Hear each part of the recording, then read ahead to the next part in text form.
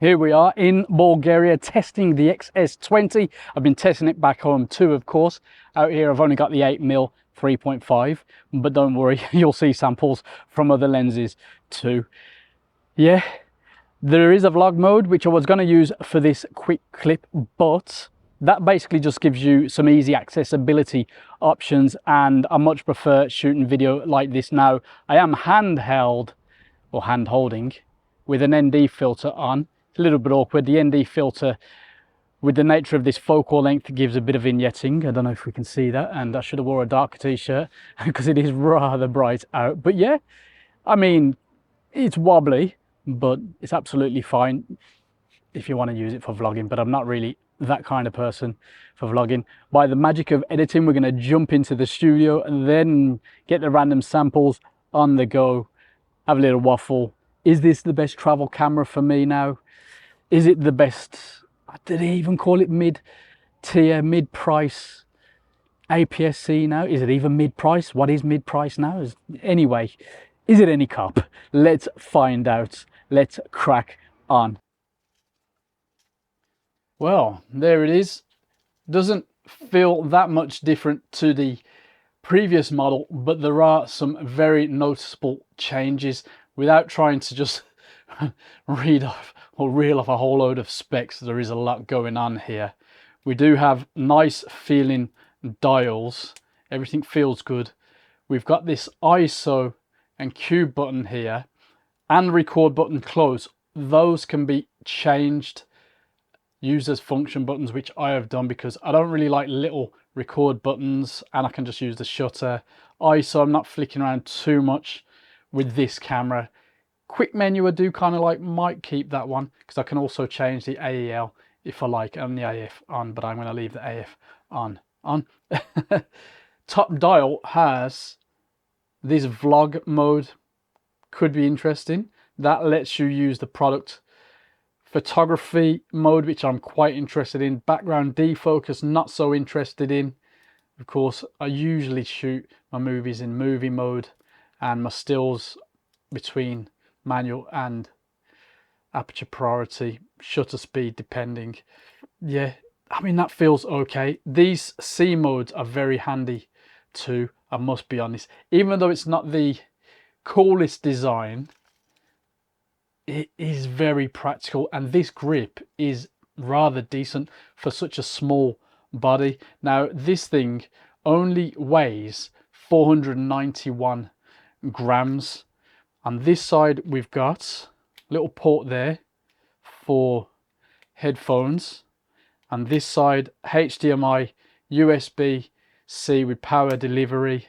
Up here, the mic port. So very well featured. Business as usual on the back, pretty much. Obviously no D-pad anymore, which some people miss. I think I'll be all right with that. Now on the bottom, this is new. The battery that I've got in my T4 is here, so that offers a lot more. I think it's offering 750 frames, but I tend to get a lot more. And the memory card here, single UHS2 slot down there. That's kind of the compromise with this one, but absolutely fine. Again, it is rather slim, Jim. Remember, this has 5-axis IBIS, up to 7 stops of compensation. Very, very handy, especially for me. Also has the X processor 5 with subject detection AF, which is new. The sensor is the 26.1 megapixel X-Trans CMOS 4. Of course, you already know that. 19 film simulations. Auto mode we looked at, vlog mode, background defocus mode. Let me just flick this over into aperture priority. We do have the option for UAC webcam, USB-C, which is pretty handy. A lot easier being able to just put the USB-C into your computer and get your webcam on the go there. Now, video mode, this is really a mini XH2, XH2S. Basically, or XH series, let's just say. 6.2K open gate and 4K 60 frames per second. 422 10-bit internal. It's got a new F-log mode. You can use the optional fan there for longer video takes. You can also output to ProRes RAW or Blackmagic RAW now via the HDMI port. 20 frames per second burst or 30 frames per second with a crop. As you can see me messing with this touchscreen here, that's 3-inch 1.84 million dot fully articulating. I'm more into the T100 style. I seem to be the only one pushing that, but that's my little agenda. Yeah. OLED electronic viewfinder, 2.36 million dots. I think this is a very, very tempting little travel camera for me. Again, not the coolest, you know, but for what it's missing with the dials, the functionality for me is superb. I mean, this is way better than cameras I used for pro work 10 years ago. Yeah, I think that's about right. Before we get back out, let me put this bad boy on with it. Look at that. The combo that it was marketed with, the 8mm, not bad at all. But you imagine an 18mm on there, which I do have, even smaller. Absolutely cracking. I know they show you without the hood to make things look smaller, but you can barely feel the weight there. What's that? 219 and 490 odd or something. Brilliant. That is my Bulgaria setup. Challenging, I know, with that lens, but there we go.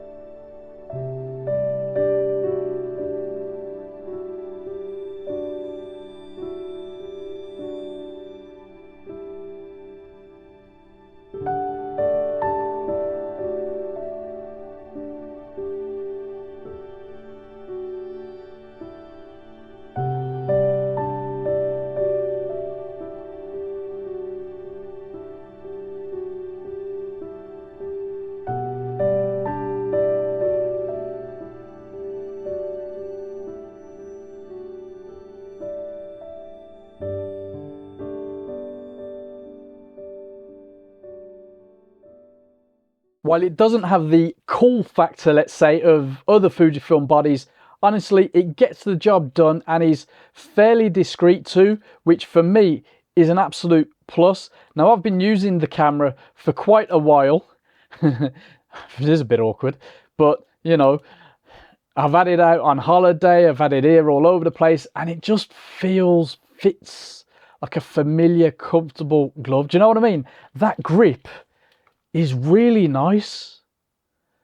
All the buttons feel good, except for me this on off switch, which was a bit too easy to knock when I put the camera in my bag. Autofocus though does feel a bit better thanks to the new processor, and the addition of subject detection modes is also very welcome. But, and I've said this on the H2 and the H2S videos, I think, subject detection needs an option to switch between subjects quickly via a function button, and I would think this is easy to do in a firmware update. Now, while it's not amazing for moving subjects, in general the autofocus is pretty good and the new modes are very welcome. The screen and the EVF are both excellent, clear, detailed and easy to operate. To be honest, I really appreciate being able to put the articulated screen away and only use the EVF. But really, I'd much prefer the T100 screen, full stop. Honestly though, other than a second card slot, and for some the position of the card slot's awkward, for a small light body, it's really well featured, right down to having a headphone jack. On the negative side, the lack of weather sealing is a letdown considering everything else the camera offers.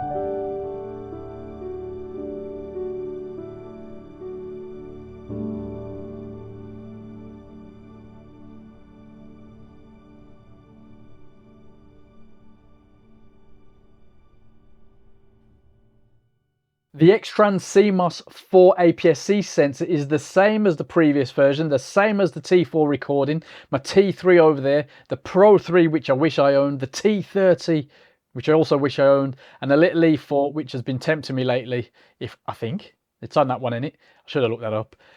We don't need to go into the image quality too much then. I better close this up before someone gets upset. We know it's excellent. Dynamic range, excellent. The colors are gorgeous. ISO performance is very good, usable up until the extended modes, that is. The image quality really translates perfectly in video mode too, which we'll talk about after a few more samples, this time with the just released Sigma 100 to 400 mm.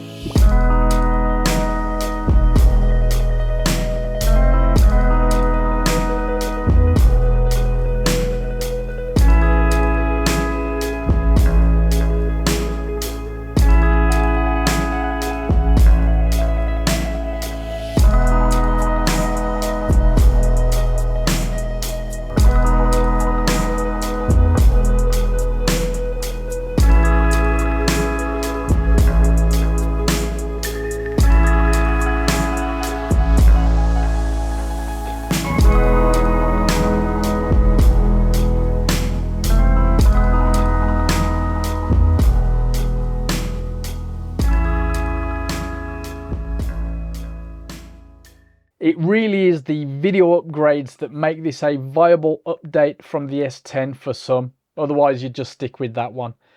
6.2 open gate is a big selling point for this camera. You can confidently shoot it as a backup to the H2S, for example. That's not to say it's as good, of course, but in most situations it's more than capable, and considering the target audience for this camera, it's a superb upgrade. I was also very happy to see the camera has product priority mode, which is very handy for my YouTube work, but in practice it could still do with a bit of a tweak. I mean, it's not perfect on Sony either, but yeah, I'm glad it's with us now.